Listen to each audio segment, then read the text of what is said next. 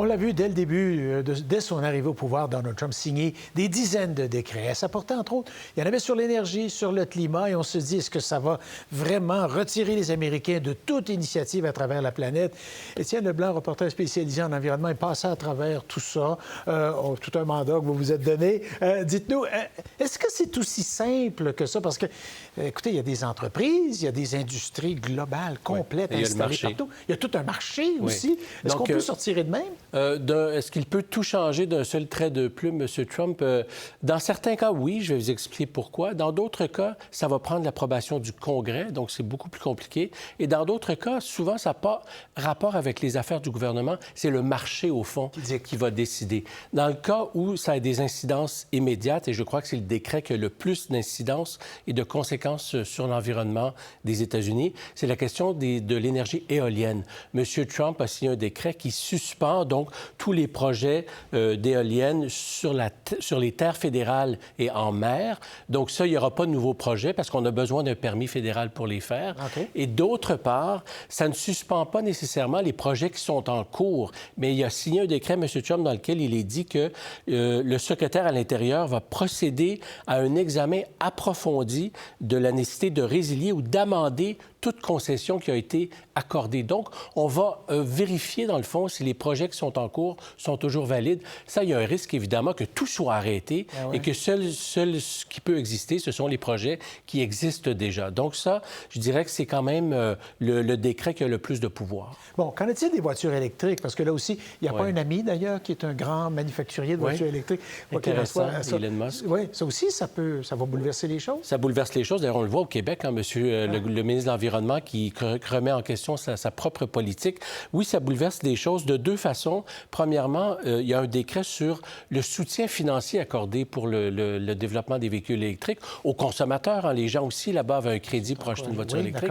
Aux constructeurs aussi. Ça, c'était la fameuse loi de M. Biden, le Inflation Reduction Act, pour inciter la construction d'usines pour les véhicules électriques.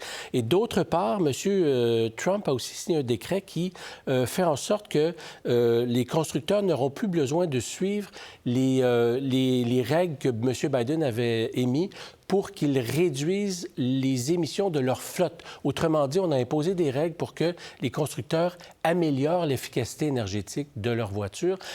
Personne n'impose aux États-Unis ni aux constructeurs la construction, la fabrication de voitures électriques. Ce sont des incitations pour que les constructeurs s'en aillent vers l'électrique. Alors, M. Trump dit on va annuler ces règles. Ça ne sera pas facile parce que, d'abord, sur le soutien financier, je disais, c'est une loi.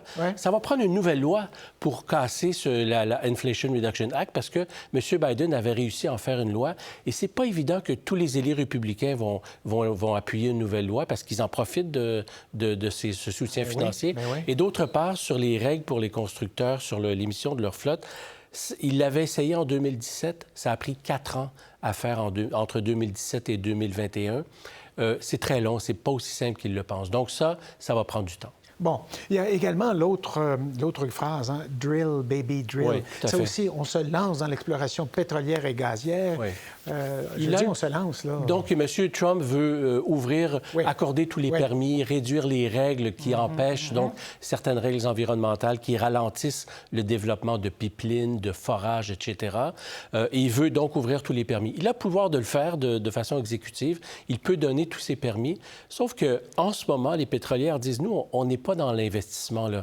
Actuellement, sous M. Biden, il y a 6 000 permis de forage qui ont été octroyés qui ne sont pas utilisés. 6 000? 6 000. Donc, dans ce cas-ci, la signature de M. Trump, il peut le faire, sauf que c'est le marché qui va dicter, dans le fond, la politique. C'est pas le pouvoir exécutif. C'est comme le charbon, vous m'en parliez déjà depuis quelques années. On a beau dire, oui, on va encourager le charbon. Il n'y a plus d'entreprises qui... D'ailleurs, ça a diminué beaucoup sous M. Trump dans son premier mandat, le charbon. Voilà. Très bien. Merci beaucoup, Étienne. Au revoir, à la semaine prochaine. Pour voir nos émissions en entier, rendez-vous sur la chaîne ICI RDI.